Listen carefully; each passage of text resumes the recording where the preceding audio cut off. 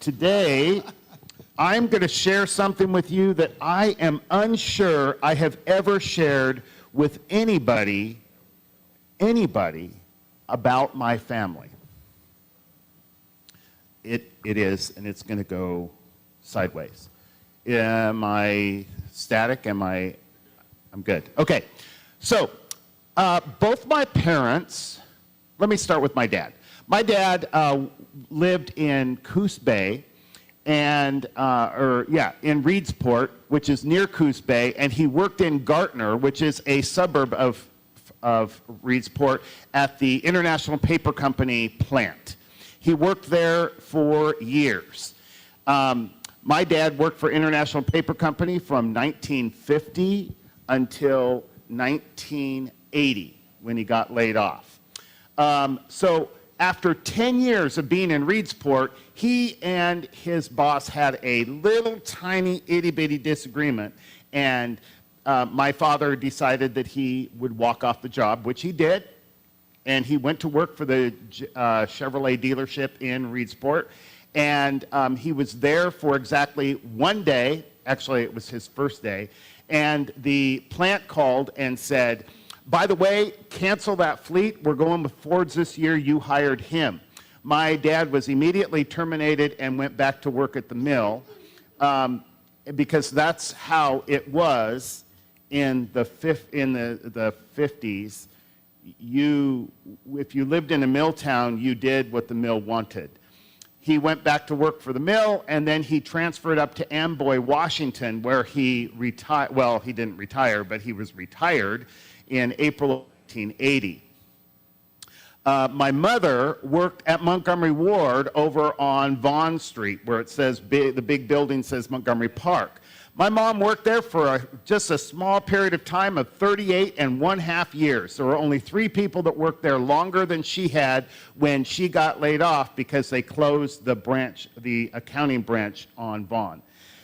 My mother was a senior bookkeeper in 1964, was promoted, and then had me in 1965 and came back and was demoted to a junior bookkeeper because they didn't have anybody to take her role while she was on maternity leave. She went to her union rep, and her union rep showed up at the meeting drunk, and so they threw the whole thing out. So my mother was eventually promoted to senior bookkeeper a second time, but had to go through the whole interview process, and it took years. It was in the 70s when she was finally promoted to that place. My father and my mother retired. My dad retired in the late 90s, and he applied through the union because International Paper, as was the Montgomery Ward, the unions took the retirement, not the companies. So, for example, Montgomery Ward's went out of business, but my mother still got a retirement check because they had the fund for retirement. My father applied for retirement in 1990-something, and the union came back and said, we're giving you 20 years of service, thank you for 30 years, but you walked off the job and we're not breaching that 48-hour period in which you worked. So I want you to know I've not shared that, but I do want to talk about my point, because I got to get to my point. I am not a fan of unions. It financially did not benefit my immediate family. It was they didn't care for my mom. They did not bridge. They had their hand out. Union dues were paid for 30 years. Not one was missed with my dad.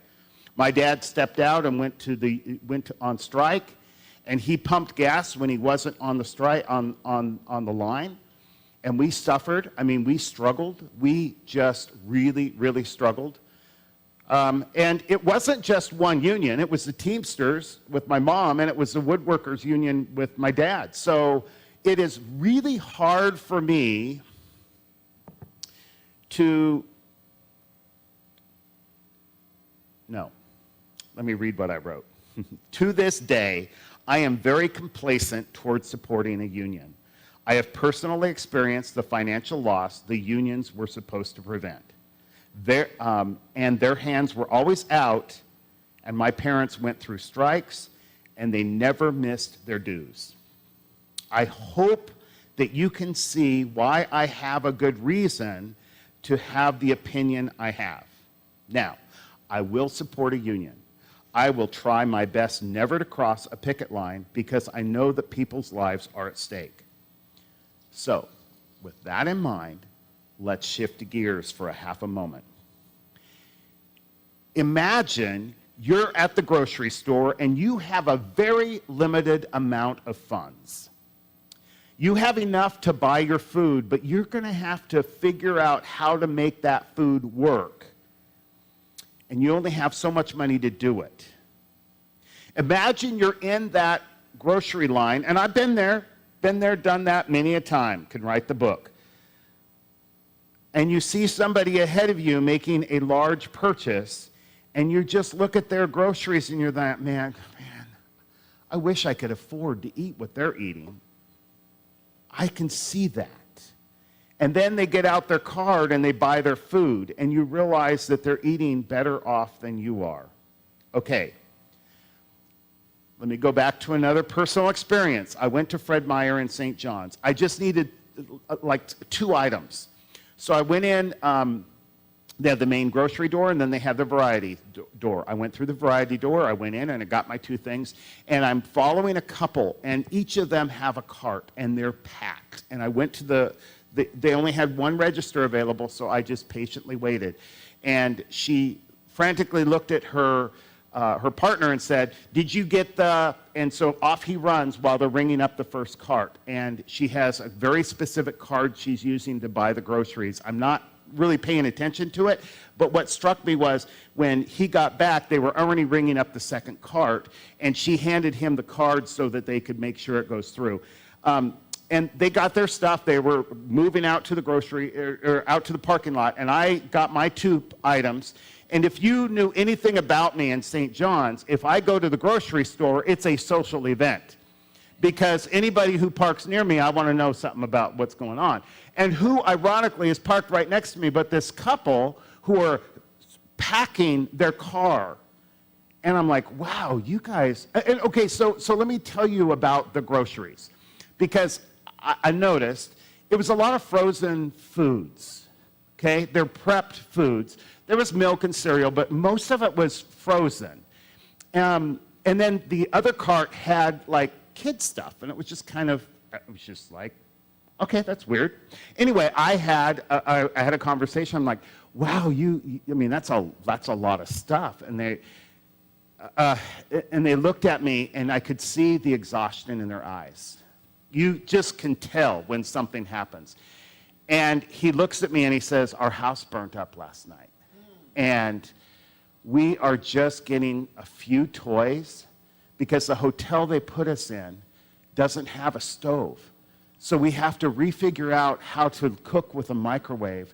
And there's somebody watching the kids right now, but we've got to get back to them. And as soon as the kids settle down, one of us is heading over to Walmart so we have clothes to wear for tomorrow."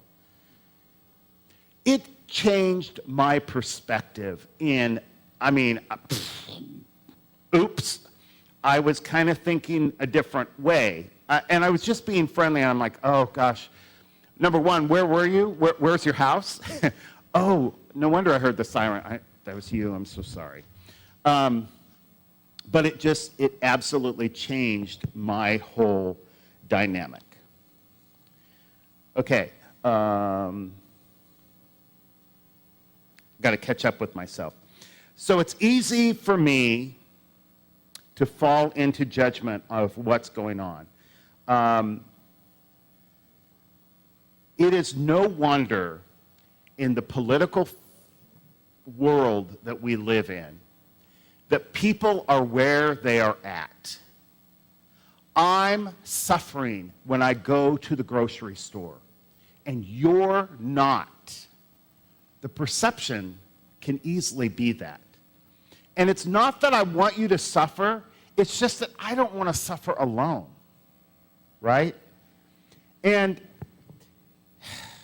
with this example in mind, and my own family's experience, then is it any wonder why so many of us feel so out of control with spending? That we are so willing to stop helping others that desperately need the help if it means that they will suffer like I am.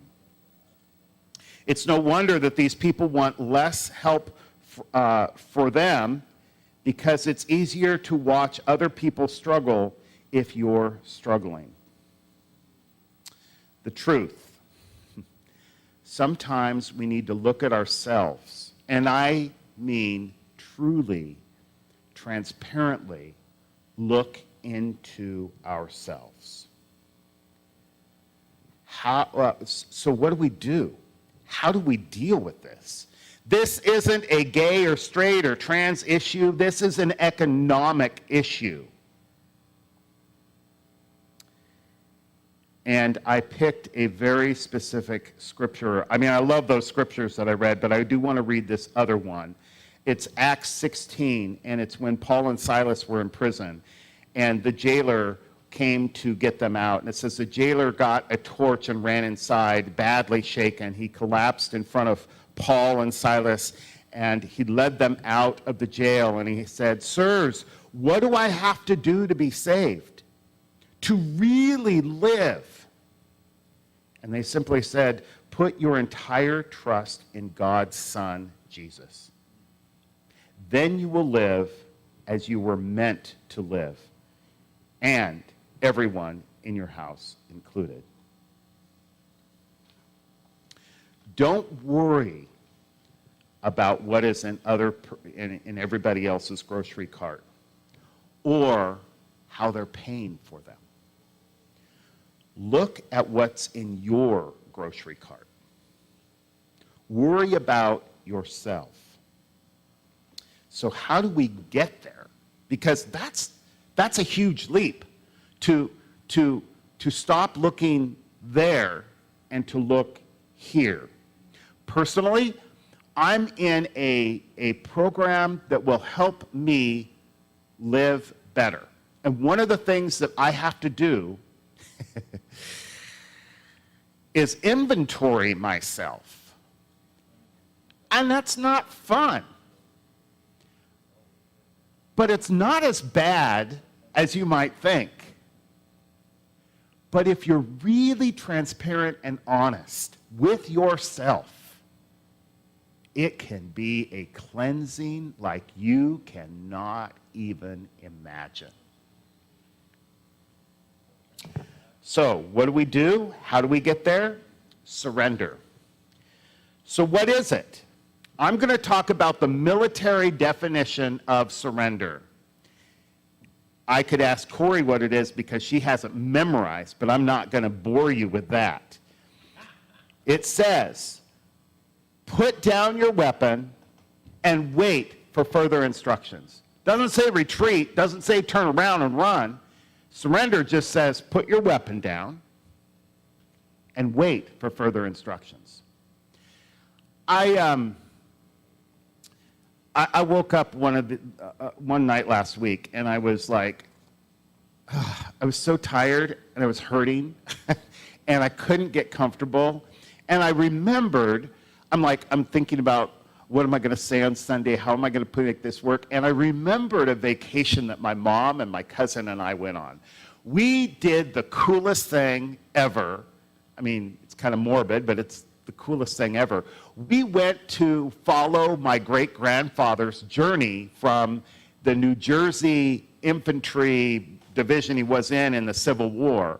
And we followed his journey as he had logged it, and as the record books show the battles that he was in, and where he got shot, and how he got shot, and where he healed up, and then he returned at Appomattox, Virginia.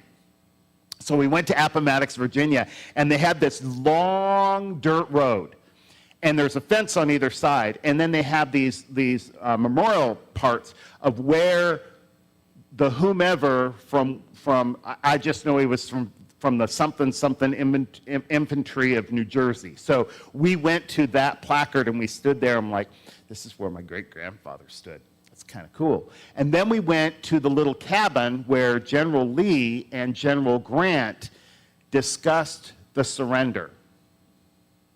And what was fascinating is they had pictures of the soldiers coming in with their guns down, walking. And as they're walking, they're sitting there with the Union troops with their guns. I don't know how to do that. Their guns were pointing straight up, and they're standing there.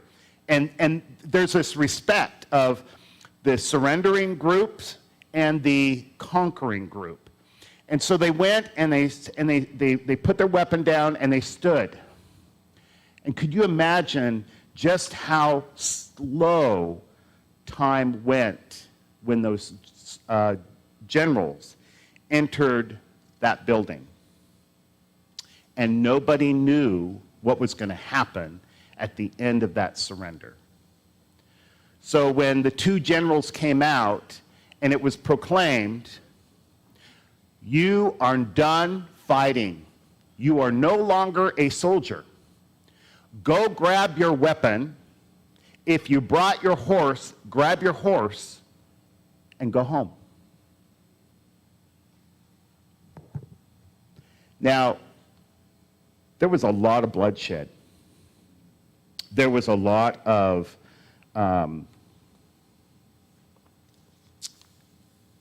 battles. There was a lot of loss. And there was a lot of the unknown. And it was not until that moment when the generals came out and they were told to go grab your weapon, because that's your defense.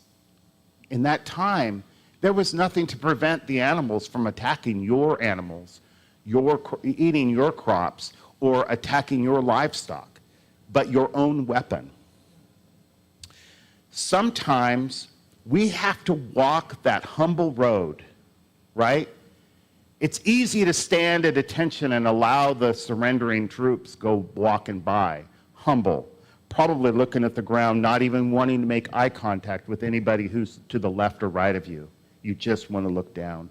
You want to be anywhere in the world but right here, right now. Sometimes we have to walk that humble road and we have to put our weapon down, whatever that weapon is, and wait for further instructions from God. The worst part of the whole thing is the waiting. Oh, it's hard. The good news, and this is really the good news, we don't have to wait alone. We are not in that waiting area by ourselves. Together, we are in this. And when God is ready, we move forward with God as our lead.